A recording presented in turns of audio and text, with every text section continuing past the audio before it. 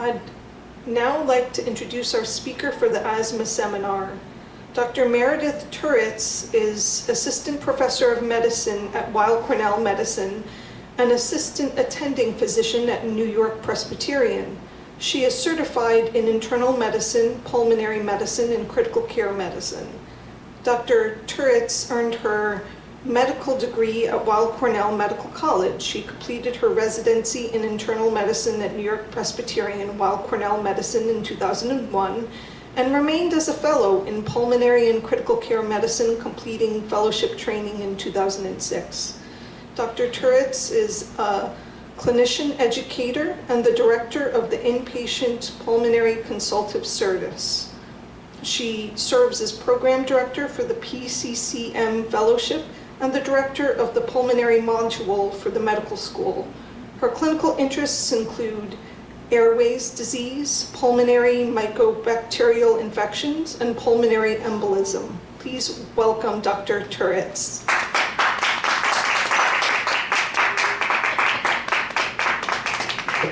Hi, thank you for that introduction, and thank you for having me here this afternoon. We're going to talk about asthma, and we're going to cover some myths, some facts, some medications, and some management. So we'll start with talking about what is asthma. Asthma is not just about wheezing. Asthma is chronic inflammation of the airways. So if you think of your airways as tubes, if they're swollen and narrowed, it's going to be hard to breathe.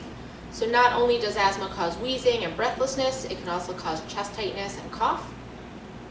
It often starts in childhood, but it can occur at any age.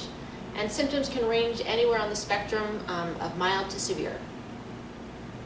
Asthma is also very common. Asthma affects about 26 million Americans, or about 8% of the population, including 1 in 10 children, or about 6 million children. It accounts for about $82 billion in healthcare costs each year. And as you can see, it also accounts for many, many millions of lost days at school and lost days at work. 72% of people are not adequately using their inhalers, and you can also see that asthma accounts for over 4,100 deaths per year. Asthma can affect all racial, all ethnic, and all socioeconomic groups, but the rates are higher among African Americans, Hispanics, and Native American populations. And as you can see here, the outcomes in terms of ER visits and deaths are also higher in those groups.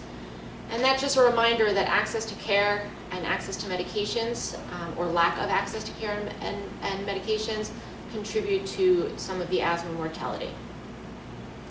So let's start with our first myth. One myth is that asthma is a childhood condition.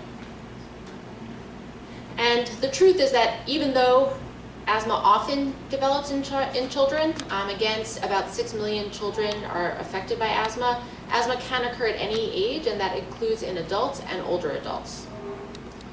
And along that line, another myth is that children can outgrow asthma.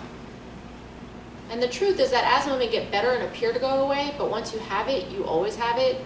It's really a lifelong disease that can't be outgrown, and even though your immune system may change over time and over your life and your asthma symptoms will change, the things that make you susceptible to asthma symptoms, such as family history, sensitivity to allergens, etc., still exist. So for instance, you could be someone whose asthma was controlled for decades in your life and then get a bad viral infection that then triggers the recurrence of your asthma. So what causes asthma? When we think about asthma, again, anyone of any age, any family background, race, sex, or general health can develop asthma. And the interaction of the environment and genetic factors is what triggers asthma, especially in the early years of life when people's immune systems are developing.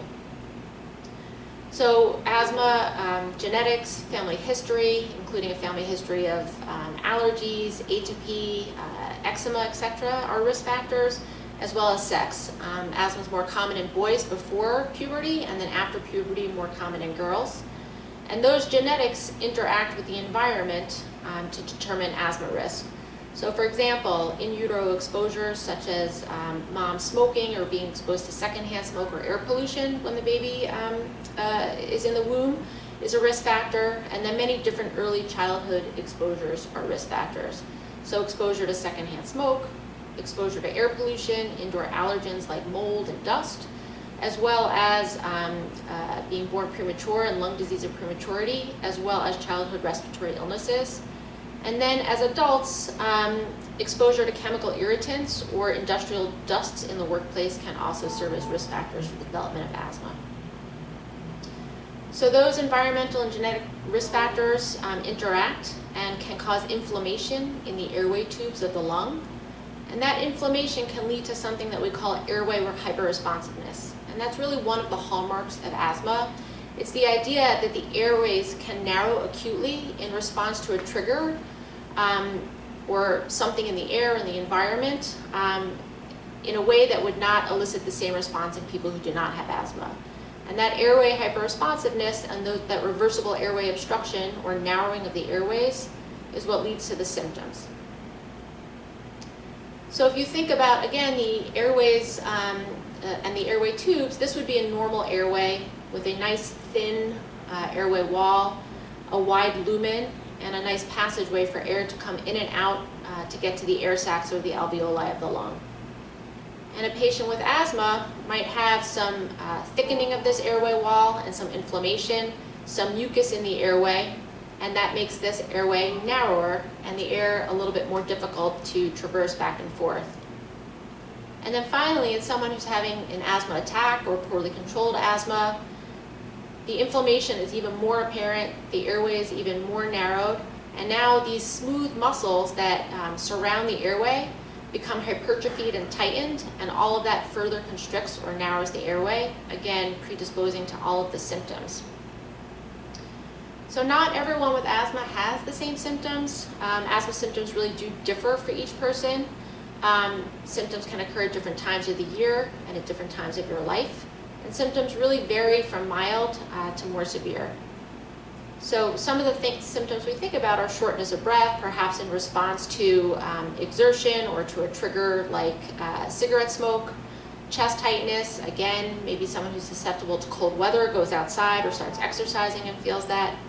Wheezing, which is a musical sound that comes from the chest that again can happen maybe just in the setting of having a viral infection or being exposed to triggers, as well as a chronic cough. So when we think about what triggers asthma symptoms, we should talk about the triggers. Triggers are really a thing, an activity, or a condition that makes asthma worse. So you can have controlled asthma and then be exposed to a trigger and then suddenly become much more symptomatic.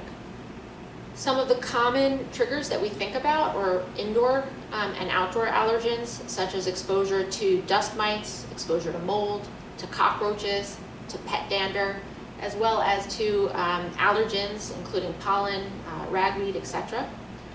We also think about other external triggers, such as inhaled irritants like smoke or secondhand smoke, diesel exhaust fumes, air pollution. Respiratory tract infections, particularly viral upper respiratory infections or sinusitis, can trigger asthma symptoms and asthma flare-ups, as well as some people can have exercise-induced bronchoconstriction or symptoms of asthma that come on with exercise. Other things can also trigger asthma, such as strong emotions, really cold weather, etc. So how do we diagnose asthma? Asthma is diagnosed based on your symptoms and how your lungs function. So a good history from your healthcare provider that covers what your symptoms are, what your triggers may be, what your family history is very helpful, as well as an exam that not only is geared to listening to the lungs and listening for any wheezing or signs of asthma, but also looks for other associated medical conditions that can occur with asthma, like sinus inflammation or nasal polyps or eczema. And then we confirm asthma with breathing tests that show airway narrowing or airway obstruction, most commonly spirometry, which is a test where people take a deep breath in, blast all the air out, and we're measuring all the air that you can breathe out, how quickly it comes out, and we're looking for any pattern that suggests airway narrowing. We also ask questions to get a sense of what people's asthma severity is. And when we're talking about severity, we're not talking about how dramatic the symptoms feel, but we're talking about how often the symptoms are occurring and how much they affect your daily life. So let's flip to how do we manage asthma. So asthma is a chronic condition, but asthma is a condition that can be managed and can be controlled. And everyone's asthma is different, but the goals are the same, right? We want to help people breathe better, have fewer symptoms, have people be able to do more of what they want to do. We want to use medications to reduce swelling and inflammation in the airways and relax the airways. And there's no one best medicine for all people, as each person's asthma is different. So a common myth in asthma is that asthma medications are habit forming. But I just want to make it clear that asthma medications are safe, they're essential for asthma management, and they are not addictive. So not all inhalers or medications that we use are the same, so we'll go over two big categories of medications that we use in asthma. Quick relief, otherwise known as rescue or reliever medications, and long-term control or maintenance medications. And people are often treated with a combination of these medications.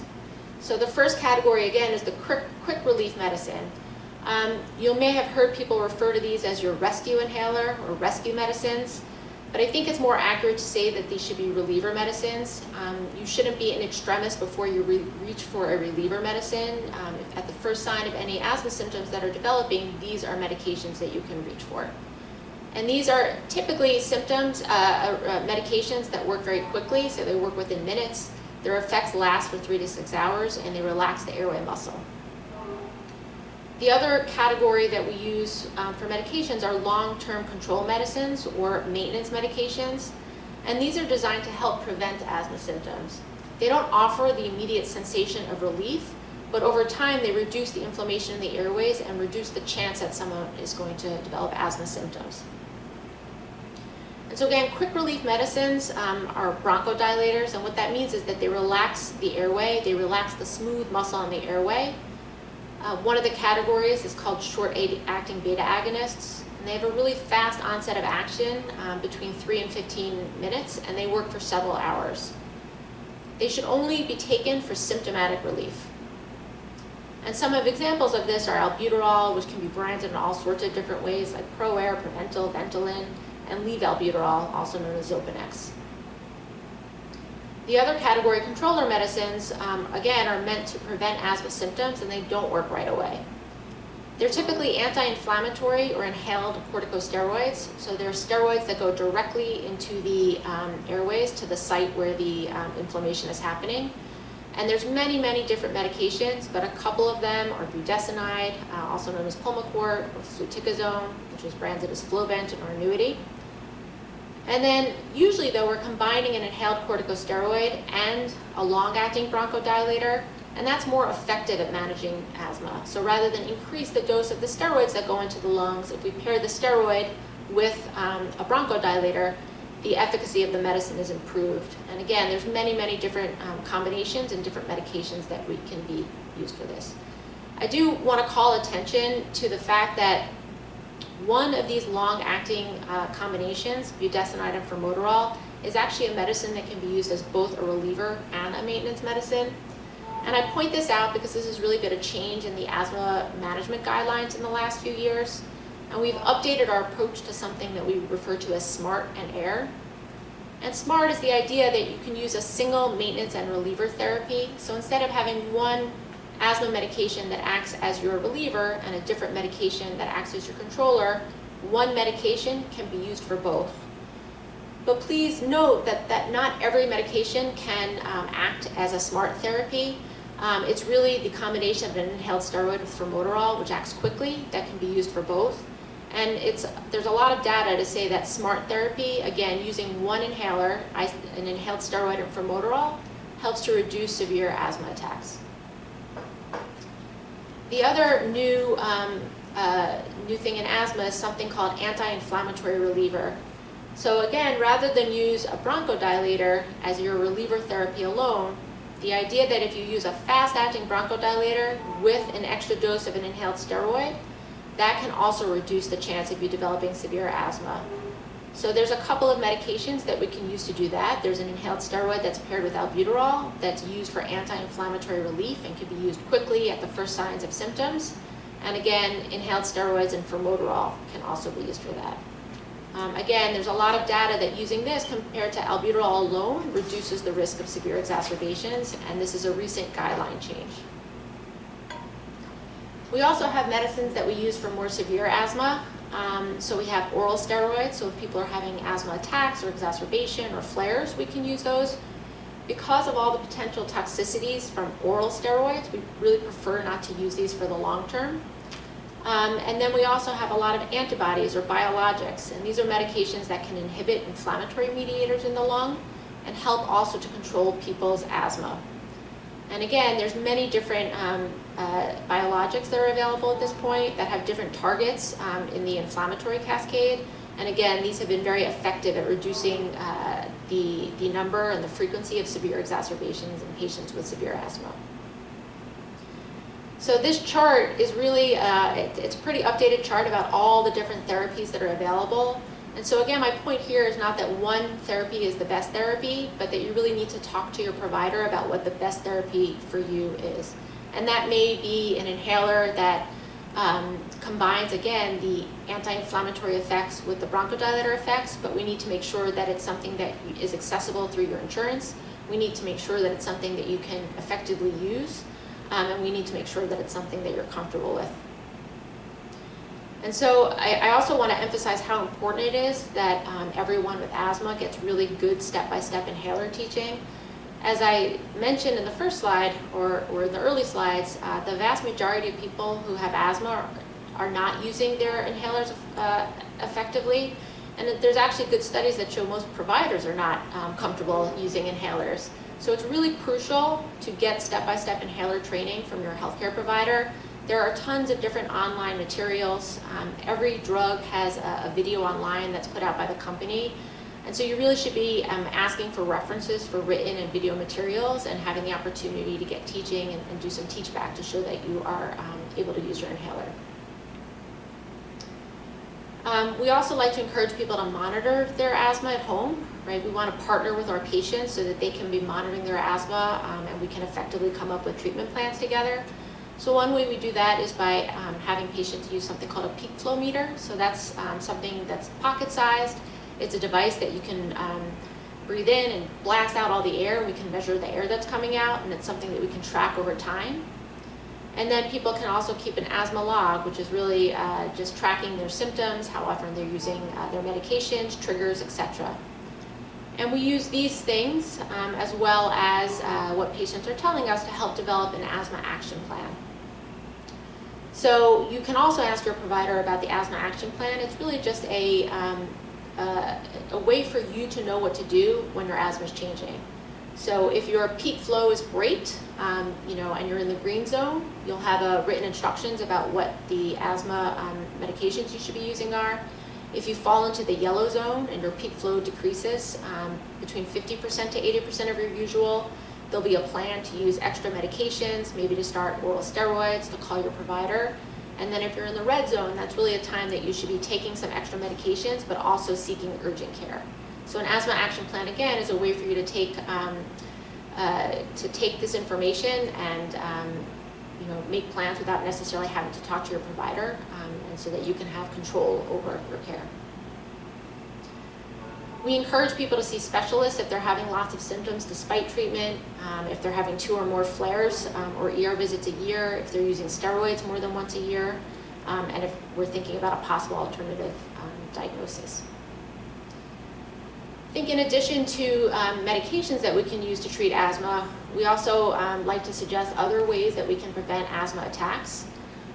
So one myth is that asthma is not serious, but I want to make it clear that asthma is variable. And even people who have what's perceived as mild asthma can still have a life-threatening asthma attack or an asthma exacerbation. So it's really important to be aware of what the signs and symptoms of an asthma attack are, and to recognize that, again, the symptoms can change from mild to severe. So an asthma attack or a flare-up really occurs when there's some acute or subacute narrowing of the airways, making it much more difficult to breathe. The airways, again, fill up with mucus and the symptoms worsen. So this can come on quickly or it can come on more gradually, and it can be life-threatening, and that's a time, again, that you should reach out for care. So the regular use of these prescribed controller meds can reduce the chance of an asthma exacerbation. And one myth, again, just talking about other things that we can do to help prevent attacks and to keep people's symptoms well controlled. One myth that comes up is that exercise is bad for asthma. But the truth is that exercise is important for everybody's overall health, including for patients in asthma, including for patients who may have exercise-induced asthma. So we like to make sure that people are also paying attention to lifestyle and environmental control. We want to make sure that people can identify their triggers, avoid those triggers, whether they be triggers that are related to the indoor air quality. So triggers that are indoor relate to, again, mold, cockroaches, pet dander. If you're lighting candles or having fireplaces, all the soot and particulate matter can also affect people's asthma. And again, avoiding things in the outdoors such as pollution, etc., smoking cessation, and then exercise and weight control.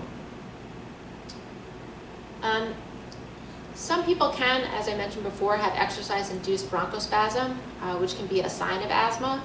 And the airways are really sensitive to change in temperature and humidity. So when people are exercising and there's fast changes in the temperature and humidity that are affecting the lungs, they can develop constriction of the airways. And so to help prevent that, it's recommended that people with exercise-induced bronchospasm or exercise-induced asthma do 15 to 20 minutes of warm-up before exercise. Again, just so that the sudden change in temperature and humidity is not hitting the airways. And then to do a 15 to 20 minute cool down. And then to also pre-treat with a reliever medication, again, whether that be albuterol or an anti-inflammatory reliever, about 10 to 20 minutes before exercise, and to bring your reliever with you. And then also just to be aware that you want to keep exercise to a minimum when asthma triggers are present. So if you know that the air quality index is very bad that day, or you know that there's a lot of pollen outside and that's a trigger for you, those would be days to not do outdoor activities. So some of the key takeaways are that asthma is common, but asthma is manageable, right? Asthma is a chronic condition that we can control. Just to be aware of some of the myths versus facts. To recognize that the right medication and plan can help your symptoms and help your quality of life. There's lots of things that you can do to help live healthy, again, to identify and recognize triggers, to stay away from them, to exercise, quit smoking if you're smoking, and then to partner with your provider so that you can really have up-to-date care to control your symptoms. Thank you very much.